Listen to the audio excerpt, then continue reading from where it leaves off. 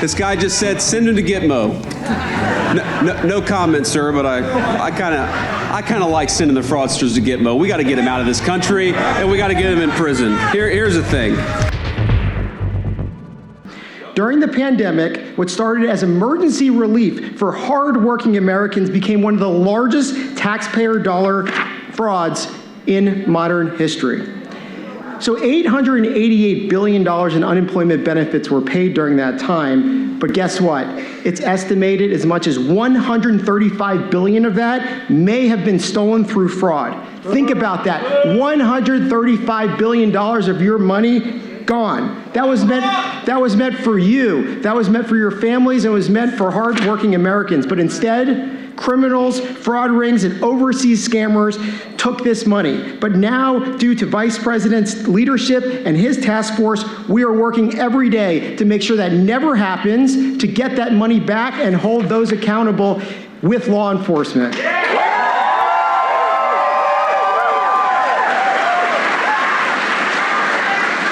Since the task force began, we've already uncovered widespread fraud and are aggressively preventing it from ever happening again.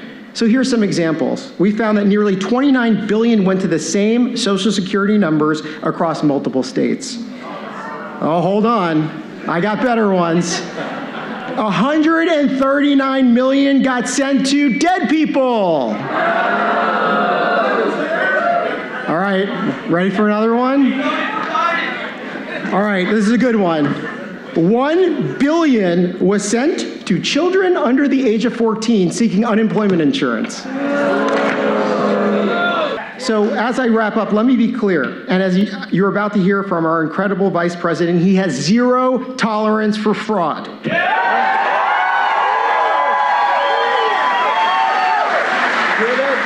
His task force is restoring accountability and trust, ensuring that all of your taxpayer dollars benefit you.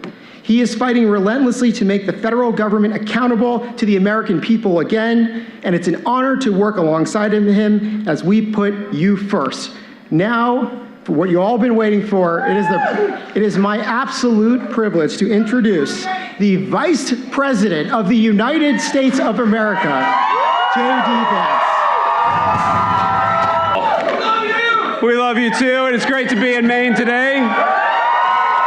Fraud is exactly what happens when you've got a government that is not fighting for the American people, but is fighting for fraudsters and illegal aliens, and it had to stop. And under the Trump administration, we are fighting it every single day.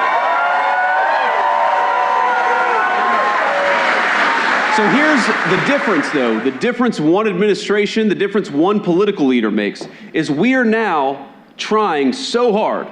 And I know y'all don't like Janet Mills. I don't especially care for her either. But I would love to work with the governor of Maine to stop the fraud that's being perpetrated in this state. This should not be, think about this. This should not be a red state or a blue state issue. This isn't Republican or Democrat. This is common sense. This is protecting every single person in this room from being defrauded by their own government. But you know what she's done? She has prevented local police from working with us to get criminal illegal aliens out of this state. She has actually fought back against our efforts to identify fraud in the Medicaid and Medicare programs, which, by the way, not only does it steal from you, but it means that those programs are going to go bankrupt because all the money's going to the fraudsters.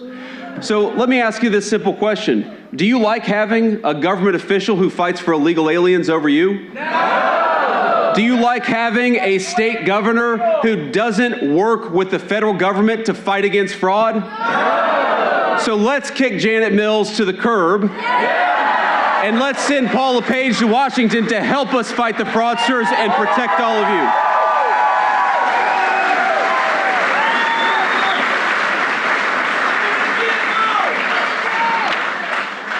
This guy just said, send him to Gitmo.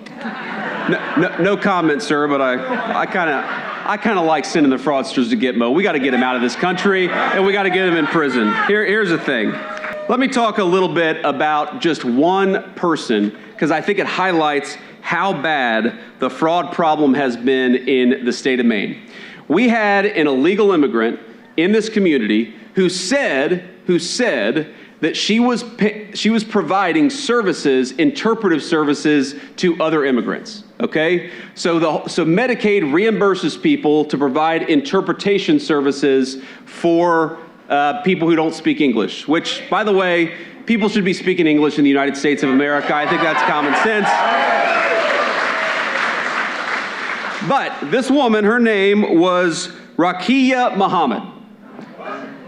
And it turns out that Rakia Muhammad was not a particularly upstanding citizen, okay? So while she said that she was providing interpretation services, do you know what she was actually doing?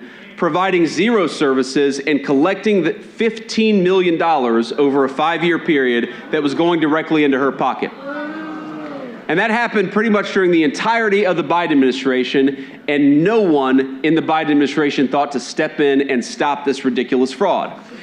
Now, I have 2 questions when it comes to Rakia Muhammad stealing $15 million from every single person in this room. Question number 1 is, why was this person in the United States of America to begin with?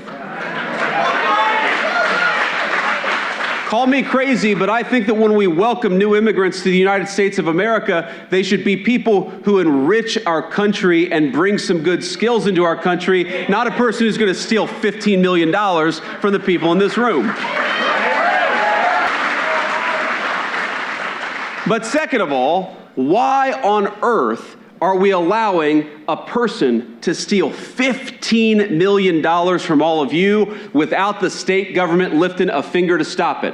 Why did it take Washington coming in from the outside to ensure that this person who is defrauding you is going to go to prison? And ladies and gentlemen, that's exactly what she's going to happen. Convicted guilty, and she's going to jail, which is where she belongs.